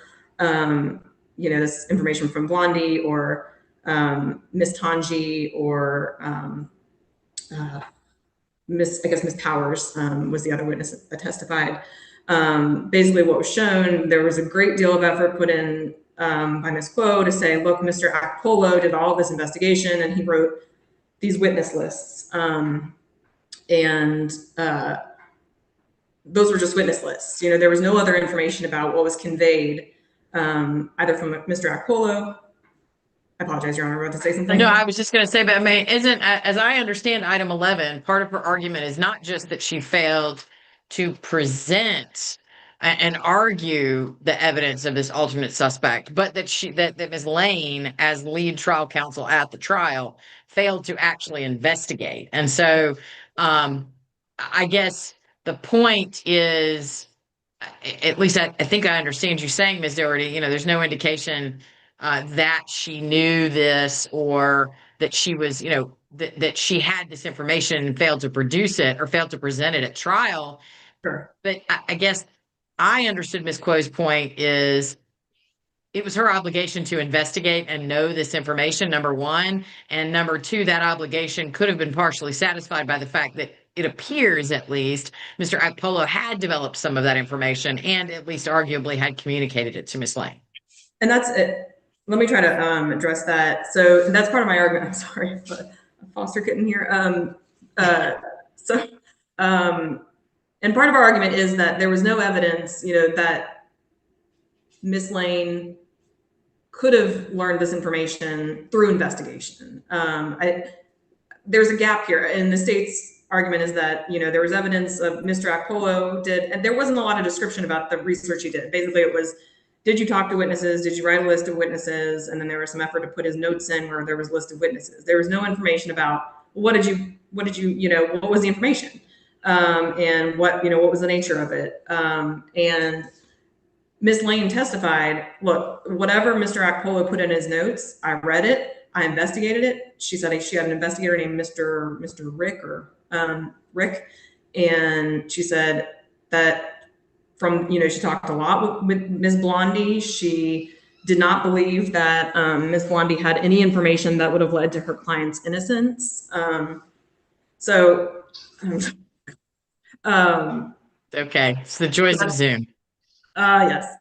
So that's part of the argument. But also there's no evidence that even if that information, she should have known that, and she didn't know it, that, that she would have, further looked into.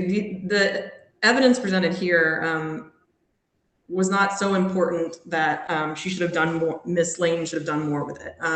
Basically, the evidence at the hearing was, first, Ms. Blondie, Daniels Johnson testified as to the clothes that the defendant was arrested in. Again, there was no evidence that those were the clothes that he murdered the victims in. That's basically what he was wearing when he was arrested after the fact. Again, the court kind of hit the nail on the head about the fact that the zipper was on the jacket. Really not a ton of relevance here. There's nothing to say that he was wearing the jacket at the time, or that the other items did not have, also had zippers. So again, there's not much there. Ms. Blondie also talked about Mr. Mason Johnson purportedly told her something, and we went kind of through that at the hearing, and talked about how that likely wouldn't have even come in because it was hearsay, what Mr. Johnson told her. And again, there's this, Ms. Blondie talked about this purported abuse that she suffered at the hands of Mr. Johnson. The court and Ms. Quo went through how that likely would not have come in under reverse 404B. So not a lot there to show that she should have further pursued, that, and even beyond that, or that she didn't do enough. And here, Ms. Lane did get at those issues without having to, present all this evidence that Ms. Close talked about at the hearing. Basically, she cross-examined Ms. Blondie, and evidence came in through Ms. Blondie about, Mason Johnson having been the one that she thought did it. She asked her about the handwriting, and that was addressed on cross-examination. We'd also argue that the defense has not shown that, or the defendant has not shown that he was prejudiced by Ms. Lane or Ms. Levinsky's action or inaction in this instance. First, as I just mentioned, the defense already presented evidence and argument that, Mr. Mason Johnson, the defendant's dad, was the one who did it. And the state presented strong evidence that no, he did not do it. He was excluded. His DNA was not found inside, either of the victims. He testified he was incarcerated at the time of Miss Sartell's murder. He couldn't have done that one. And there was also substantial independent evidence, that the defendant was in fact the person who killed both of these victims. So because the defendant has not satisfied both of the prongs of Strickland, he hasn't shown he was denied effective assistance of counsel in that regard. I'm going to move on to the claim that trial counsel was ineffective with respect to arguments about the rape shield. In the rape shield law, in the defendant's written amended motion for new trial, the claim was that trial counsel was ineffective for not making these constitutionality arguments. But I did just now, trial counsel also seemed to raise an argument that Ms. Quo raised an argument that trial counsel was ineffective for not arguing that it was misapplied here, the rape shield law, because the victims were dead. That's a new argument. Just briefly, the state would argue that that's not a misapplication. Here, it clearly applies. The purpose is to exclude evidence that would be of questionable relevance, that could be used to intimidate or, hurt the reputation of victims, which clearly could still happen after they're deceased. We'd argue that you can't get around the rape shield law just by killing your victims after sexually assaulting them. That's just, so trial counsel was not deficient in that regard, and the defendant was not prejudiced. But going to the actual claim that was in the amended motion for the second amended motion, as to constitutionality, first, defendant has not shown trial counsel was deficient in this regard. It's well settled that trial counsel is not required to advance arguments that would basically be an extension of existing precedent. There's no duty to anticipate changes in the law. Here, defense has not presented any arguments, any cases that held the rape shield law was unconstitutional at the time of trial or leading up to it. So trial counsel cannot be deficient for not making that argument. We'd also argue that the rape shield law was not unconstitutional. This is kind of an add-on argument, but basically it wasn't the rape shield law was not unconstitutional. First of all, trial counsel cannot be held to be deficient for not making this argument, even if she could have. That argument had no teeth, because as the Supreme Court explained in State versus Burns, which is 306 Georgia 117, that's a 2019 case. There's a quote there: state and federal lawmakers have broad latitude under the Constitution to establish rules of evidence from excluding evidence from criminal trials. Such rules do not abridge an accused's right to present a defense or to confront witnesses, so long as they are not arbitrary or disproportionate to the purpose they serve, which the rape shield law clearly wasn't here. There was still an exception. The purpose was just what I stated just now, to avoid allowing in this essentially irrelevant evidence about a victim's sexual past or sexual behaviors. And there was, even at that time, still an exception for evidence that involved the defendant and could arguably have been used to argue the defendant thought that the victim was consenting. So there was still an exception, so the law at that time was clearly not, arbitrary or disproportionate to the purpose it was intended to serve. So for those two reasons, trial counsel was not deficient, and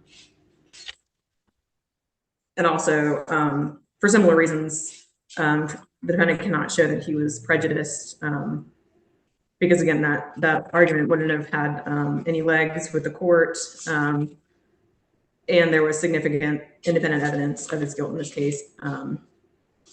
and finally, not finally, but going on to the ineffectiveness claim concerning, I apologize, Your Honor, can I just take a minute to step away and get you? Yes. Thank you.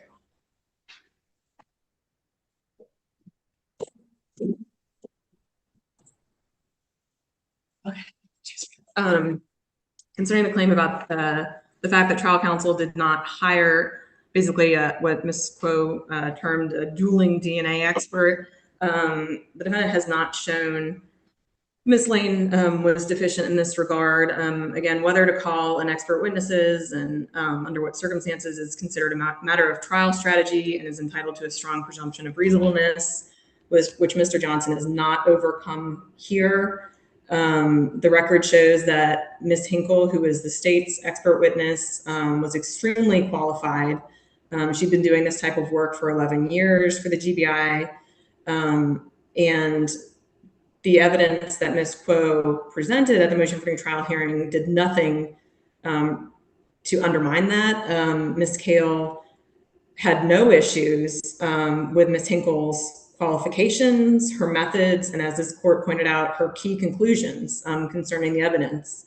Again, Ms. Kale's issues were the characterization of that evidence, essentially word choice, that, the words that Ms. Hinkle used to describe certain things, and or the fact that those words were not based on scientific formulas or scientific literature. However, even those kind of nitpicky observations were undermined by the fact that Ms. Hinkle's word choice and her, what Ms. Kale characterized as unscientific conclusions were based on her 11 years of experience as a forensic biologist for the GBI, which she very clearly explained before she gave those opinions in that testimony. And in certain places, Ms. Kale even acknowledged that those opinions or conclusions were not inaccurate. For example, Ms. Kale took issue with Ms. Hinkle's characterization of the amount of semen inside Ms. Camp as a large amount, and on cross-examination at the hearing, Ms. Kale had to say, in her experience, that was a significant amount. She just didn't like that Ms. Hinkle said that. So it wasn't untrue. So Ms. Kale's testimony did nothing to kind of undermine the most important thing here, the DNA results, and even a lot of the characterizations that she took issue with. And beyond that, trial counsel addressed many of these concerns, not through presenting her own expert, but through cross-examination of the state's expert, which is perfectly reasonable for her to do. For example, one of the things that Ms. Lane cross-examined Ms. Hinkle about was the fact that even though she had used the term, the sexual assault kit, sexual assault, there was no way from her analysis to determine whether or not the sex act in this case was in fact a sexual assault. So that was brought out in cross-examination rather than through presenting a dueling expert. The defendant hasn't shown that Ms. Lane was deficient in this regard. He's also not shown that he was prejudiced by what she didn't do. Again, he hasn't shown that calling a dueling expert would have helped. And perhaps it could have even hurt by kind of underscoring and highlighting how reasonable Ms. Hinkle's conclusions were, which was basically what Ms. Kale testified to at the hearing. Additionally, the defendant never denied that he had consensual sex with Ms. Camp. He argued it was consensual. And he also used the fact that his DNA was inside Ms. Camp to support his argument that somebody else murdered her because there was a used condom found at the scene. And the defendant essentially argued the fact that he had had unprotected sex with her showed that, look, there was somebody else that had protected sex with her, which supported his argument that somebody else was there and somebody else did it, killed Ms. Camp. And finally, he was not prejudiced because there was substantial evidence of his guilt that was completely separate from the DNA evidence at issue here. So he's not shown he was denied effective assistance of counsel in that regard either. And I think I've covered all the bases. I'm happy to answer any questions about, what the state said in its filings. But for those reasons, whatever's been articulated in the filings, we would ask the court to deny the motion for new trial as amended. Thank you, Ms. Doherty. Ms. Kuo, it is your motion, and so I'm going to give you the last word to address anything that you feel like you didn't address earlier or that Ms. Doherty has raised just now. Thank you, Your Honor. I actually did forget to argue something in my initial closing, and that is that I did want Your Honor to consider cumulative error under State versus Lane 308 Georgia 10 at 21 parentheses 4 2020 case. I believe that we have argued at least two errors that were committed in the course of the trial in terms of evidentiary rulings. But we've also argued IAC claims, and to establish cumulative error, we must show that at least two errors were committed in the course of the trial and considered together along with the entire record. The multiple errors so infected the jury's deliberation that they denied Mr. Johnson a fundamentally fair trial. And also, I just wanted to touch base on some of the comments that Your Honor has made. I know that Your Honor has kind of indicated it's leaning on certain of the claims that we've raised, how you believe that, there is no error, or perhaps that, even if trial counsel had presented this reverse 404B evidence at trial, you'd indicated that you didn't think that the defendant would have been able to meet the standard of proof in that regard. I would just argue that, generally speaking, while I understand that the court can make these rulings, but honestly, at the end of the day, when you look at the evidence that wasn't presented to the jury, the court's opinion of the evidence is really irrelevant. It's the appellate courts, the decisions, when they look at evidence that was not presented to the jury, or they look at the evidence that was excluded from the jury's consideration, they don't look at it. The court's opinion, the trial court's opinion, or the appellate court's opinion for that matter, is simply irrelevant. They are looking at how a reasonable jury would look at this evidence. And so I just ask Your Honor to, when you consider these claims, ultimately, when you issue your ruling, to just be mindful of the correct lens by which that evidence that was not presented to the jury would be viewed under. Also, I think that the state made a comment that, and maybe I misspoke or she misunderstood what I argued. The state argued that I said that there wasn't evidence of strangulation. That I didn't mean to say that. What I meant to say was that the state's theory of the case regarding the strangulation with the rope, which is the way they alleged it in the indictment. What I argued was the state at trial, in closing argument, said that they couldn't show how the victims were strangled. I mean, there was evidence, they were relying on the rope because that's how they alleged it in the indictment. But even the medical examiner's testimony, the state made an admission in judicio that the medical examiner's testimony, he said he can't say how it happened. He can't say exactly how they were strangled. That's what he said. The medical examiner said it didn't know if it was with an object, whether it was a hand, this, that, or the other. So I just wanted to correct that for the record.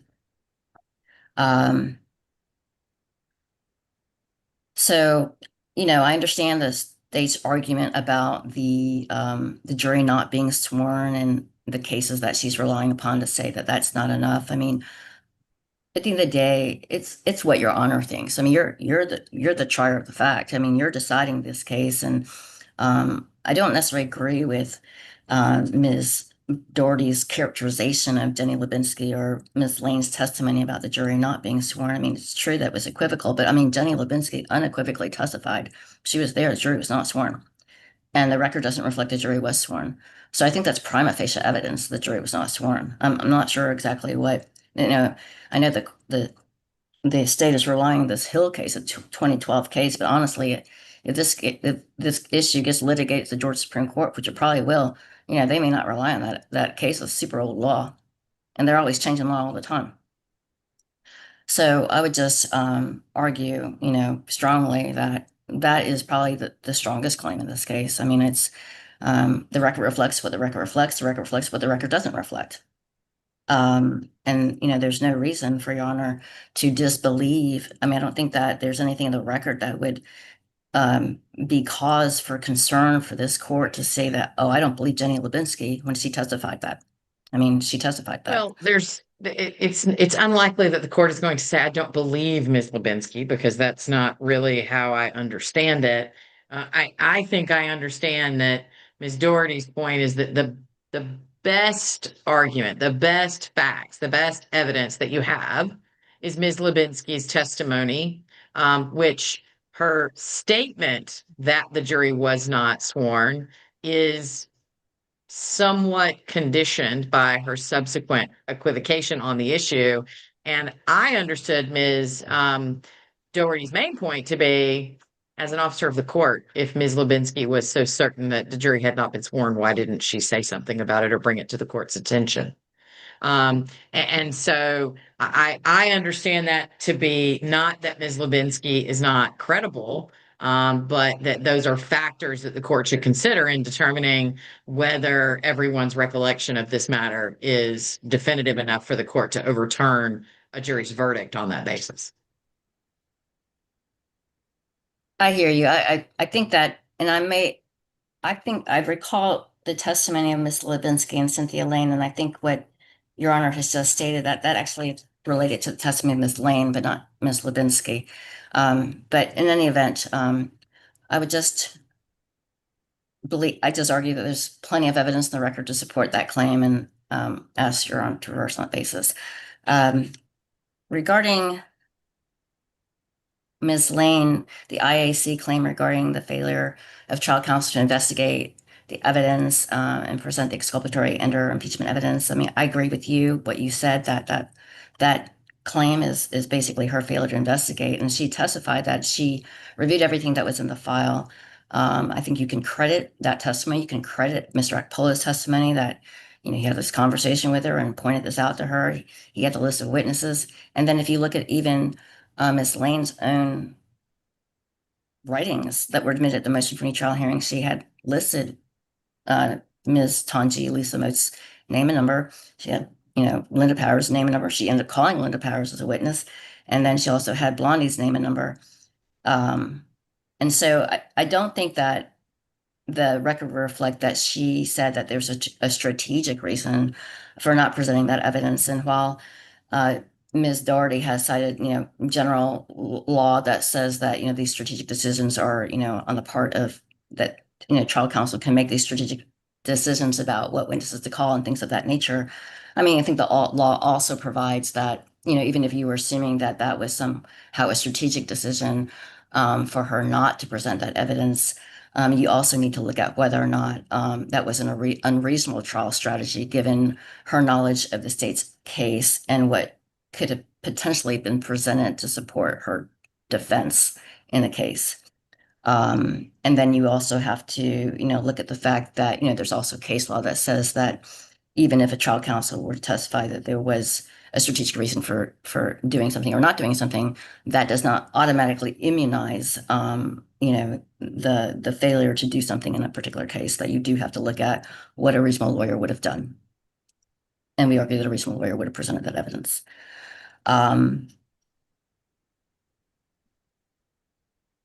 I think that the state made an argument about, she was talking about Mason Johnson and I was talking about the DNA evidence, and the state argued that Mason Johnson's third DNA was excluded. I just want to correct for the record that that wasn't necessarily the testimony of Ashley Hinkle. I think what happened was Mason Johnson, his buccal swab, Mason Johnson III's buccal swab was collected by the police. It was submitted to the crime lab, but I believe that they did not actually test it. So I just wanted to clarify that. And then, regarding, I understand your comments that you've made regarding Cynthia Kale's testimony and the state's argument on that. But honestly, at the end of the day, you never know what a jury's going to get hung up on. So even though, the arguments were made regarding Kale's testimony and how that would have no impact on the jury, if you ever saw the movie 12 Angry Men, you just never know what jury's going to get hung up on. They don't like the fact that, someone that was evidence that could have been presented, those challenges to the characterization of the evidence, the misleading nature of that. You just, I mean, the way the appellate courts look at that type of evidence is what a reasonable juror would have thought, not necessarily what you think, what Ms. Doerr thinks, what I think. Um, and so I just would ask Your Honor to consider all of the evidence presented here today, last week, the trial evidence, the arguments, the cases that we've cited, and or could potentially cite, if that's something that needs to be done, and grant Mr. Johnson a new trial, and also to consider these claims collectively under State versus Lane. Okay. Ms. Doherty, did you, only because that last issue regarding the cumulative error point, did you have, you may have already responded to it in briefing, but did you want to address that? Just briefly, Your Honor, you just argued that, as we've argued throughout, there were no errors to add up. So the court should not grant a new trial on that basis on cumulative harm. Okay. I assumed that was your argument, but I wanted to make sure you had an opportunity to be heard. Thank you. Anything else, Ms. Quo? No, Your Honor. Okay. So I did mention a couple of points, in the interest of being frank, that I did not believe were going to persuade me to grant a new trial. There are still some issues that I want to spend some time with, not least of which is that I have started my review of the transcript in its entirety, but have not completed my review of the transcript in its entirety, and that is my obligation under the general grounds in Jackson versus Virginia. And so I will be completing that, and then we'll let you know what my ruling is going to be regarding the various matters that have been raised by Ms. Quo. My goal is, again, in the interest of candor, my goal is to do that before the end of July. So it could be a month from now.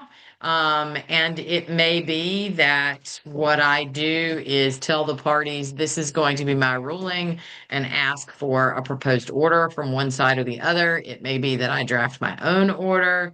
But you will hear from me sometime between now and the end of July, hopefully sooner, but sometime between now and then. Anything else in terms of that process or what will happen next, Ms. Doherty? No, Your Honor. Ms. Quo? No, so we won't be submitting orders to you unless you specifically ask for one. Is that correct? That's correct. Yeah, I don't need one now. Frequently, my practice is to email the parties and say, look, this is how the court is going to rule. Please provide me with a proposed order. Sometimes I prefer to draft my own orders. And so I was just giving you a heads up that you may get one of those two outcomes. You might get an email that says this is going to be my ruling, or you might get just an order that gets dropped and filed. So, okay. Thank you so much for all the time that you've allowed us regarding the hearing evidence and all that. Thank you so much. Thank you very much, Ms. Quo and Ms. Doherty and Ms. Sims, our court reporter. We are